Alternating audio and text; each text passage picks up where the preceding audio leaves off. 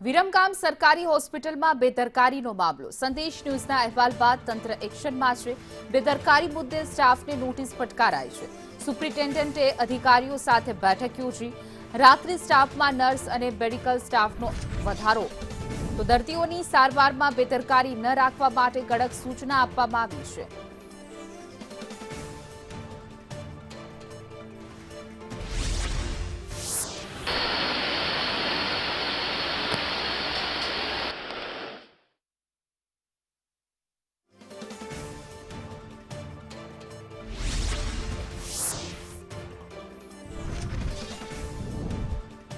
સુધી પોક્સોનો એક કેસ ચાલુ છે અને 2 PM પડ્યા છે, તો ડૉક્ટર પોતે પોક્સોનો કેસ પણ તપાસ કરી રહ્યા છે અને પોસ્ટમોર્ટમ નોટ બીજા રૂમમાં બેઠા બેઠા લખી રહ્યા છે. એટલે ડૉક્ટર પોતે હાજર છે, પણ ડૉક્ટરની ભૂલ એ છે કે બીજા રૂમમાં બેઠા છે તો એમના નીચેના જે સ્ટાફ છે એમને જણાવેલું નથી.